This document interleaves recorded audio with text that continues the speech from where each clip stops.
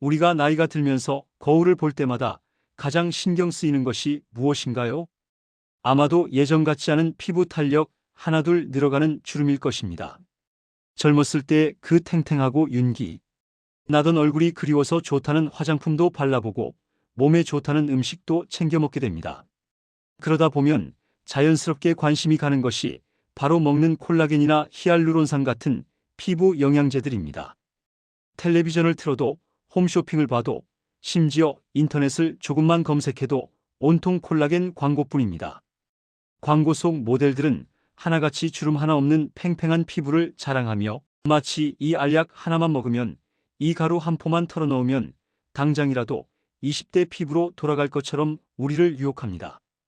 주변 친구분들 중에서도 내가 이거 먹어봤더니 피부가 좀 좋아진 것 같아. 너도 나이 더 들기 전에 미리미리 챙겨 먹으라며 권유하시는 분들도 분명 계실 겁니다.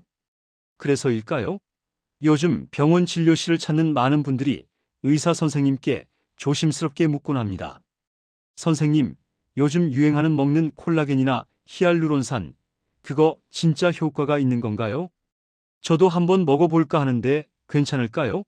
라고 말이죠.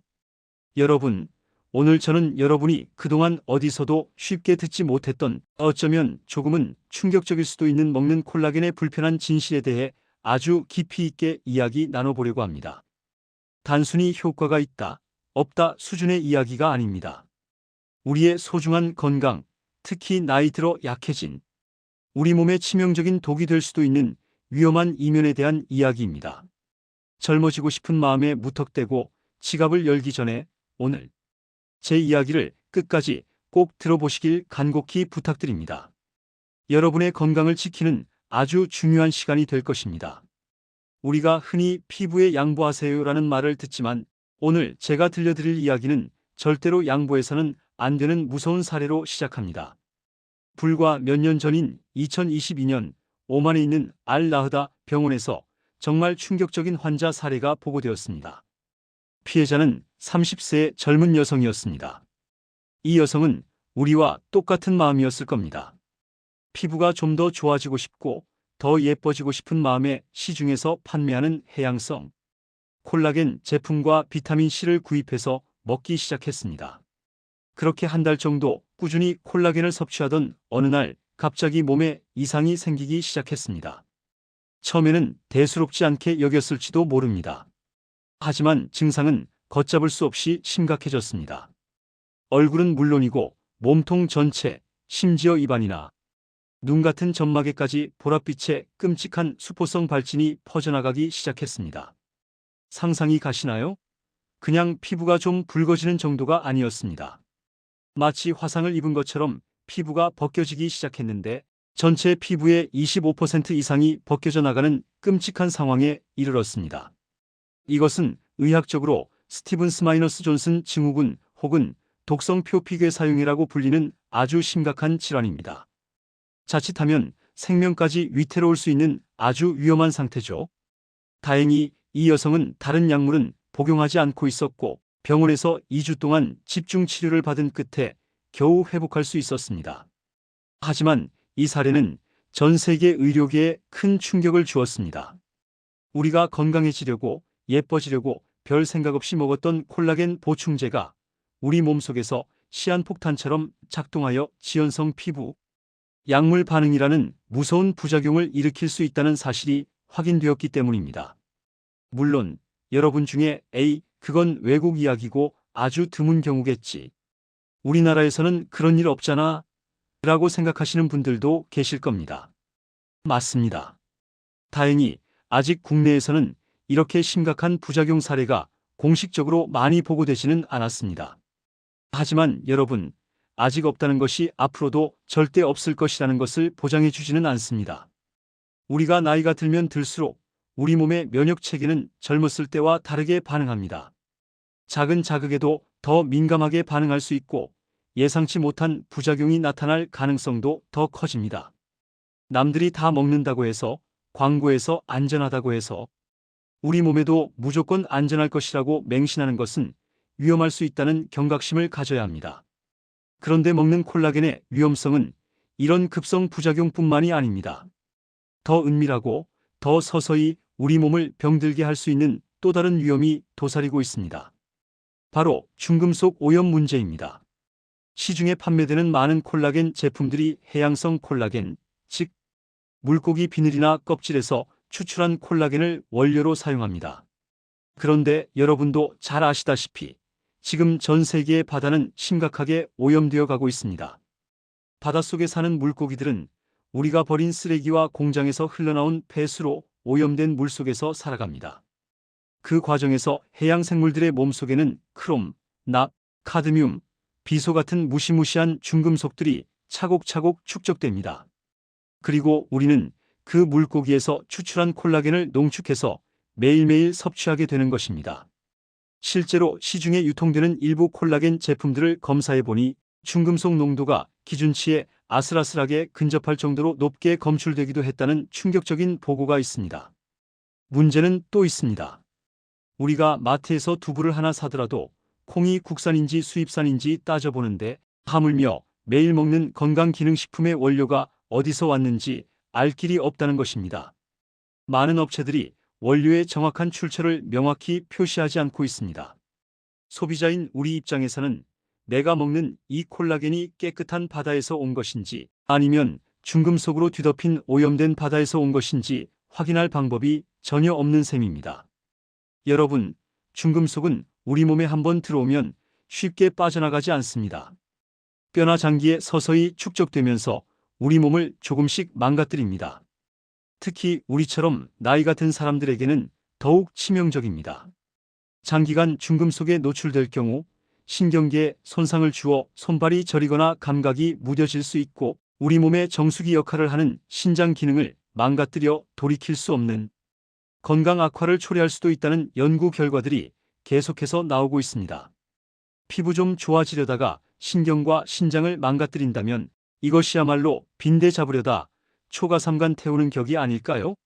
상황이 이렇다 보니 의료 선진국인 미국이나 영국의 피부과 전문의들은 먹는 콜라겐에 대해 매우 비판적인 시각을 보이고 있습니다. 그들은 단호하게 말합니다. 콜라겐 보충제는 결코 40대 피부를 20대로 되돌려줄 수 있는 마법의 약이 아니다라고 말이죠. 해외 전문가들은 현재 콜라겐 시장이 규제의 사각지대에 놓여 있다고 지적합니다. 앞서 말씀드린 중금속 오염 문제처럼 안전성 관리가 제대로 되지 않고 있으며 수많은 제품들이 공신력 있는 제3자 기관의 인증조차 받지 않은 채 판매되고 있습니다. 품질을 보장할 수 없는 제품들이 너무나 많다는 것입니다. 무엇보다 의사들이 우려하는 것은 과학적 근거의 부족입니다. 광고에서는 콜라겐을 먹으면 그것이 곧바로 내 얼굴 피부로 가서 주름을 펴줄 것처럼 이야기하지만 우리 몸은 그렇게 단순하지 않습니다. 아직 과학적으로 충분히 검증되지 않은 피부, 영양제를 유행에 휩쓸려 무작정 복용하는 것은 득보다 실이 훨씬 클 수 있다고 전문가들은 강력하게 경고합니다.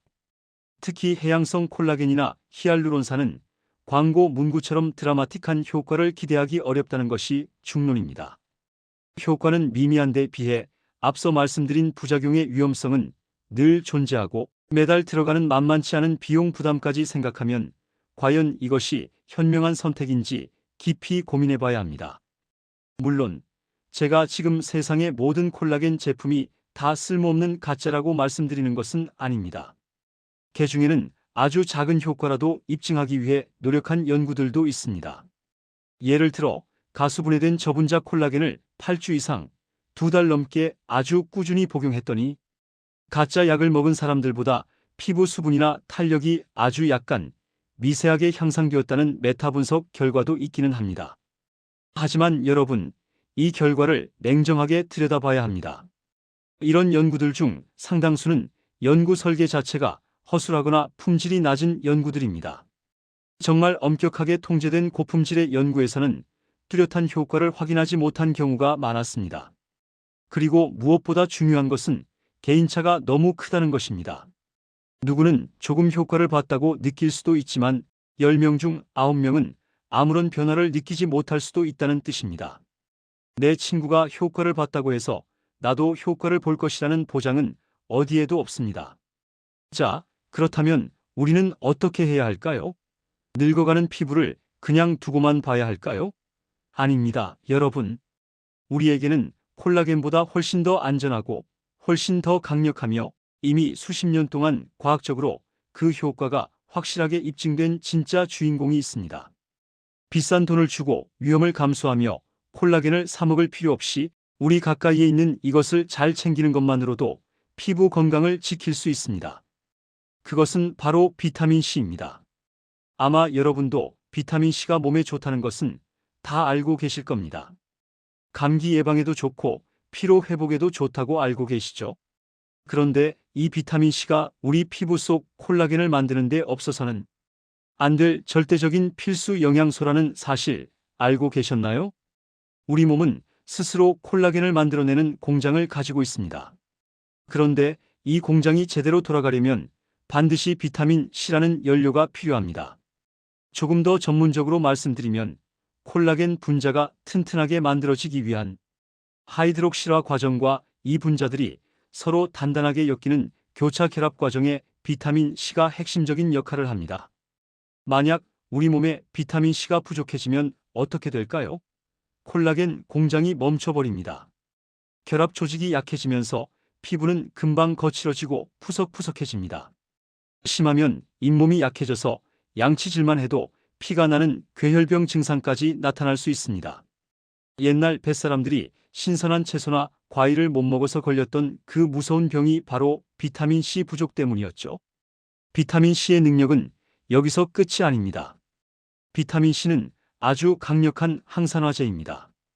우리가 숨을 쉬고 활동하는 동안 우리 몸속에서는 활성산소라는 나쁜 찌꺼기가 생겨나는데 이 활성산소가 우리 세포를 공격하고 늙게 만듭니다.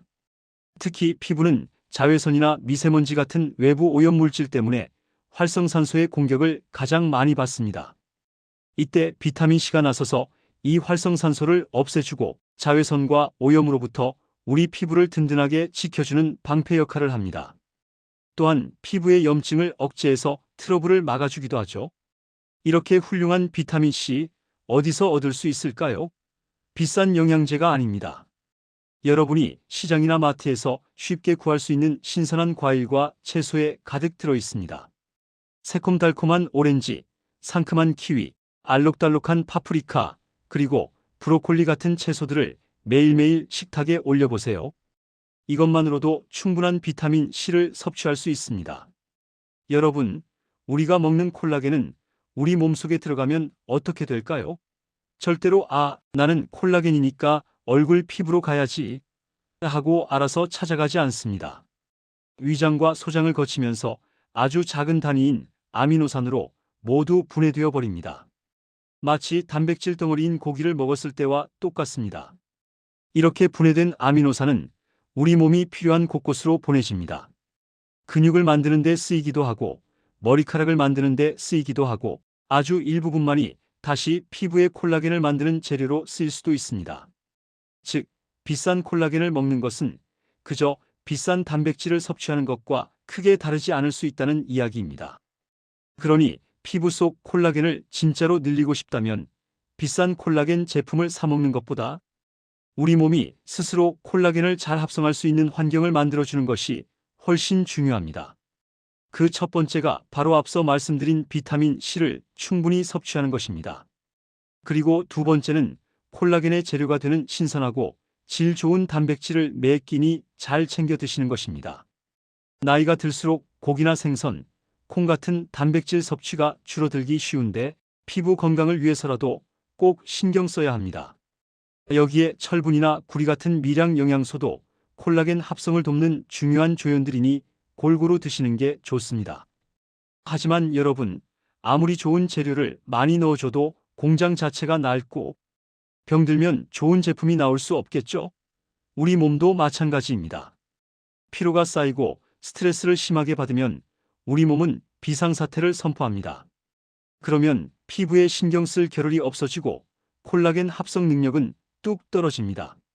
그래서 우리 같은 노년층에게는 비싼 영양제보다 올바른 생활 습관 관리가 1000배, 10,000배 더 중요합니다. 첫째, 규칙적인 운동을 하세요. 거창한 운동이 아니어도 좋습니다. 매일 동네 한 바퀴를 산책하는 것만으로도 혈액순환이 좋아지고 온몸의 세포가 깨어납니다. 피부에도 신선한 산소와 영양분이 잘 전달되겠죠. 둘째, 잠을 푹 주무세요. 우리 피부는 우리가 잠든 사이에 재생하고 회복합니다. 밤에 잠을 제대로 못 자면 피부가 푸석해지는 것을 바로 느끼실 겁니다. 질 좋은 수면이야말로 최고의 피부 보약입니다.